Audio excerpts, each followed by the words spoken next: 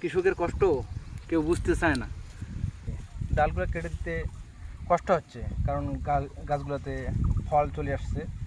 তো এদিকে দেখাও তো, এই ফল চলে আসছে, এদিকে দেখাও, আগে আনো, এই ফলগুলো চলে আসছে, ঠিক আছে, ফল চলে আসছে, অনেক ফুল চলে আসছে, ফল চলে আসছে, কিন্তু কাটতে মন চাচ্ছে না, কিন্তু প্রয়োজনে আমাদেরকে কাটতে হচ্ছে, না হলে তো আবার হবে না। এখানে দেখেন, এই করলা একটা বড় হয়ে গেছে, অনেক বড় একটা করলা হয়ে গেছে,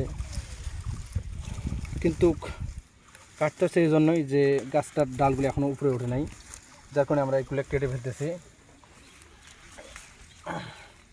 সেই সকাল থেকে আমরা এই করলা বাড়িতে ধরছি, সকাল থেকে আমরা এই করলা বাড়িতে কাজগুলো করতেছি, ঠিক আছে। কাটতে কষ্ট হচ্ছে, আগেই কাটা উচিত ছিল আমাদের, যখন ছোটো ছিল সে সময় আমাদের কাটার দরকার ছিল, ঠিক আছে। পাশ নেব আর পাশাটি এখন রসা, যার কারণে আমরা এখন ডালগুলো কেটে দিচ্ছি। ডাল ভাগ করে ওঠে দাও। আগে যদি ডাল আমরা কেটে দিতাম তাহলে আসলে অনেক ভালো হতো আর কি।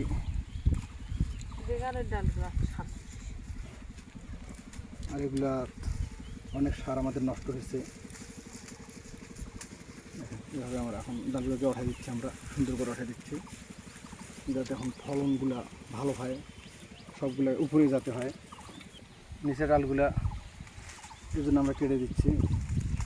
তো সারাদিন অনেক পরিশ্রম করতে হয়, যেহেতু আমরা কৃষক মানুষ, ঠিক আছে, যার কারণে অনেক পরিশ্রম করতে হয়। কৃষক বলে কথা, তবু আমাদের ক্ষেতের অনেক সময় দাম পাওয়া যায় না, মূল্য পাওয়া যায় না। যখন আলু 70 টাকা কেজি ছিল তখন তো সবাই আন্দোলন করছিল, আর এখন আলুর দাম তো মোটামুটি 10 টাকা। এখন তো আর কেউ আন্দোলন করে না, কারণ কৃষকরা সবসময় অবহেলিত ছিল, অবহেলিত আছে, অবহেলিত থেকেই যাবে। এই হচ্ছে বাংলাদেশের, মানে এই হচ্ছে দেশের রীতি, বাংলাদেশের না, এটা হচ্ছে সব কান্ট্রিতে হয়তো এরকম যে কৃষকের মর্যাদা খুবই কম। ঠিক সেরকম আমাদের দেশেও কৃষকের মর্যাদা খুবই কম, কারণ আমরা যে কৃষিকাজ করি। এদিকে আরেকটা আছে, দেখাও, এইটা দেখাও। এইভাবে আমরা প্রত্যেকটা গাছে কেটে কেটে দিচ্ছি। এগুলা সময় না থাকার কারণে আমরা গাছগুলোর ডালগুলো উঠাই দিতে পারিনি। পড়ে যাবে, এটা পড়ে যাবে, ভালো।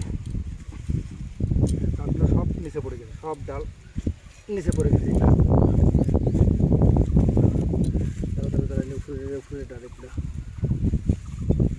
কী অবস্থা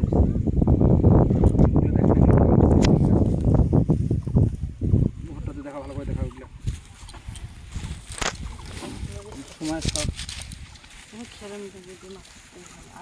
সময় কম থাকার কারণে এগুলো এরকম হয়ে গেছে। এগুলো থাকবে না, এইটা লাগবে না।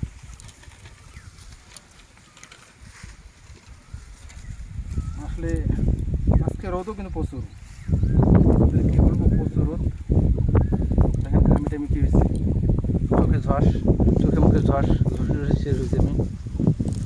কারণ কৃষকের কাজে কষ্টের কাজ, আর কৃষকের কাজের কেউ মূল্য দিতে জানে না, এটা হচ্ছে স্বাভাবিক।